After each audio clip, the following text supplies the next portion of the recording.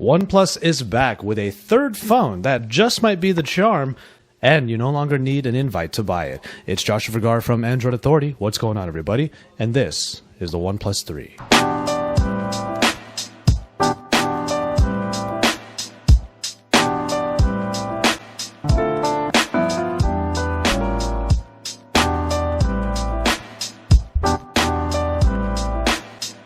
Now, before we get into the full review, let's get the specifications out of the way.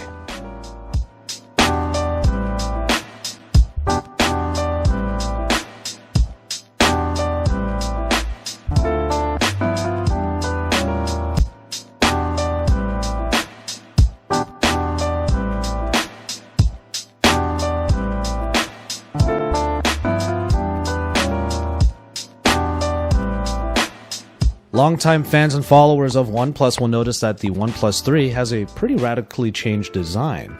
There's no longer a removable backing, and the backing is no longer of sandstone black material. Now you have a complete unibody metal design that is a little bit larger due to the 5.5-inch screen, but it's also incredibly thin. This is definitely a sleek and slender device with all of the different bits and pieces exactly where you would expect them to be. It's also quite minimalistic with only the OnePlus logo on the back right underneath the camera optic package. And on the top left there is still the alert slider returning from the OnePlus 2 and the OnePlus X.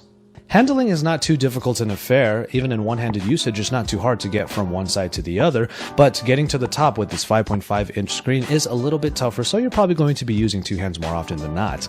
However, the main gripe that is here is that the metal is quite slippery. It's a very smooth metal, and though it does give it a very sleek look, it might also sleek right out of your hands. And that is the reason why OnePlus probably gave us 5 different cases showing all of the different materials that otherwise would have been backings for the phone, but instead, these are all covers that you can snap onto the back of the device.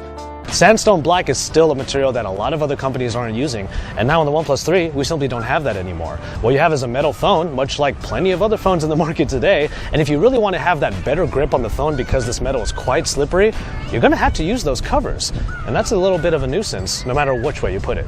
And though we might be a little bit sad that OnePlus has stepped backwards in their design department, we do think that OnePlus has created what can be considered, though typical, a very nice looking metal phone. Given that this device is supposed to be somewhat affordable, it's no surprise that 1080p resolution comes in this 5.5-inch AMOLED screen.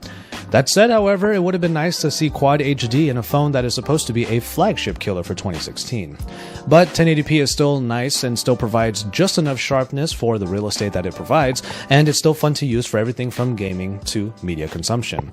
That said, the AMOLED screen does provide a couple of extra features, including the ambient display. It does have a very similar ambient display to devices like the Nexus 6 and the Nexus 6P, only you can actually wave your hand near the front of the device and it will trigger it as well. There's also the night mode, which is nice to have, especially if you are a night owl that is always looking at the phone. Turning on the night mode will bump up the warmth of the color temperature way high so that it's easier on the eyes, especially when you're in dark conditions. Overall, the screen on the OnePlus 3 is standard for the most part, but it is a standard that OnePlus nails. But the same can be said for performance, where OnePlus has actually provided a little bit more on top of the performance package we need in flagships today.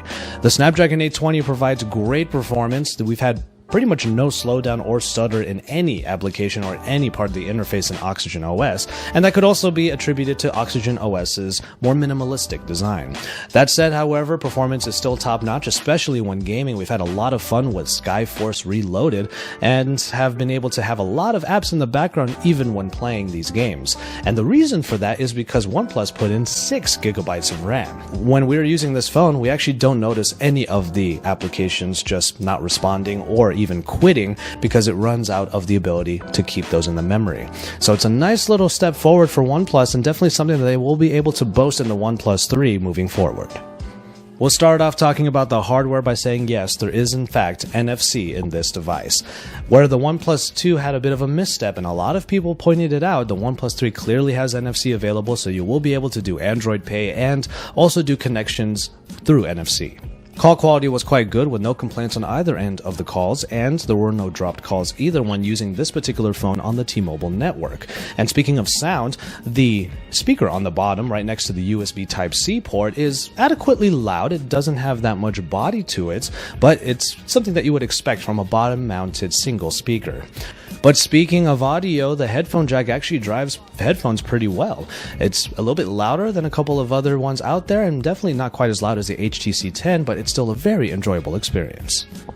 Straight out of the box, the fingerprint reader performs very well. Once you get your fingerprint read and scanned into the phone, it's just a matter of putting a finger down on that particular area, and in under a second, the phone will be woken up and unlocked right away.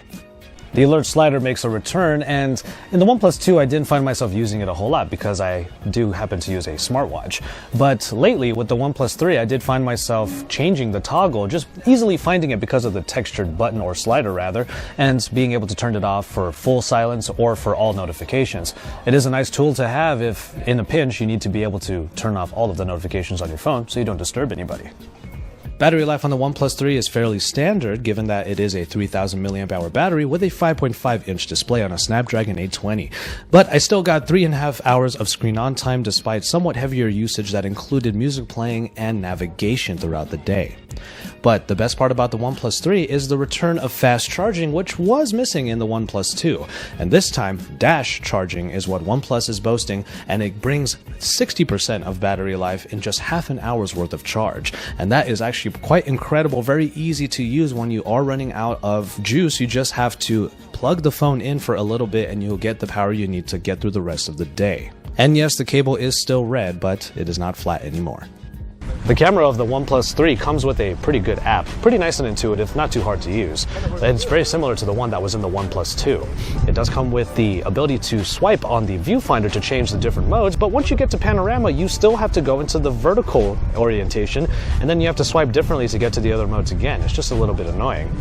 But after that, you have the manual mode that allows you to change the shutter speed, the white balance, and even the focus points. And you also have a nice little feature that was introduced in the OnePlus 2, which is the ability to tap onto the area you want for your exposure and then move the focus point somewhere else. It's actually kind of nice, pretty intuitive, and I think it's something that should be available in the auto mode also. Despite some steps forward in the cameras, like having an 8-megapixel camera on the front, unfortunately the camera quality of the OnePlus 3 is simply average at best. The main reason here, especially for low light shots, is that at f2.0 aperture, it needs to have a longer shutter speed. Now, no OIS in the world is going to be able to compensate for a very long shutter speed, so if you have shaky hands, blurry photos can definitely happen. That said, however, overall quality of these photos also tends to be lacking, especially when it comes to colors in most shots. There are a few shots where the colors actually look quite good, but other ones, the colors have that lack of saturation to really take the vibrancy of the scene. This also happens in video. Now, though videos do tend to look pretty smooth, you do see the noise in these videos as well, despite this video being in 4K resolution. There are even a couple of other missteps, like in panorama mode, when the stitching over on the right side of this photo just wasn't done very well. Now, though we know that updates in the future might be able to make the camera a little bit better, it's just a bit of a disappointment that the camera is again the main place that OnePlus finds themselves stumbling in their flagship killer. Oxygen OS has been updated to Android Marshmallow, and just like in the OnePlus 2, it doesn't have too many extras when compared to, let's say, stock Android. As a matter of fact, it actually looks a lot like stock Android. But in this version of Android, I actually think that some of the features OnePlus does bake in are finally really ironed out. They do provide some nice functionality, and they could be features that could make stock Android a little bit better. The shelf returns and is a place for you to put all of your different widgets. Now, the widgets can be scrollable like this calendar here, and that is really nice to have. But this little touch that's added in is the memo, a quick way of just jotting down a quick note, and it's actually kind of nice to have for those times when you do need to have some information at the ready on the shelf. A feature that stock Android, even the Android N beta that's out right now, has been unable to consistently have is the dark mode. And I think the dark mode is still a great feature of Oxygen OS because it provides that just little bit of customization, especially since you can pick an accent color, so you can really make the phone look kind of what you want it to look like. The buttons on the bottom are now dots rather than lines, but it still serves the same purpose. They don't have to adhere to what they look like, and they are fully customizable. You can swap what the buttons do, or you can make new functions happen if you were to double tap or hold onto any of the 3 buttons on the bottom. It's a little bit of customization that gives just that little bit of character to Oxygen OS, and for the end user, it's nice to have that little bit of control. Whereas I felt that Oxygen OS was trying too hard to be like stock Android and also like Cyanogen from before mixed together, now Oxygen feels like it has its own identity, and that might be the best part about the software, on top of the fact that it is really smooth. The OnePlus 3 is available now for $399, actually a great price when you consider you don't need an invite to buy this phone anymore. Overall, the OnePlus 3 does a great job of hitting all the right notes, especially for that price point. But the phrase we have to look at now is not necessarily flagship killer, but never settle. Did OnePlus maybe step back a little bit by creating a phone that, for all intents and purposes, is a lot like everyone else? Well, for typical users, this phone is still going to be a wonderful choice. But for die-hard OnePlus users, maybe there's just that little bit less to be excited about this year. What happens when a phone manufacturer takes all of the flagship conventions and puts them in a package that is not only nailing those conventions, but is actually really affordable? Back in the day, we called that the OnePlus One. And I think that the reason the OnePlus 2 was a misstep is because they lost sight of that philosophy. Instead of providing the best features for a good price, which is their claim to fame, they tried to put in features that were forward-thinking but not fully fleshed out. That has changed now with the OnePlus 3, that melds the philosophies of the OnePlus 1 and the OnePlus 2 together. But in doing so, OnePlus had to make a couple of compromises, and maybe they also needed to create a phone that appealed to pretty much everybody, and to do so, they had to bend to convention.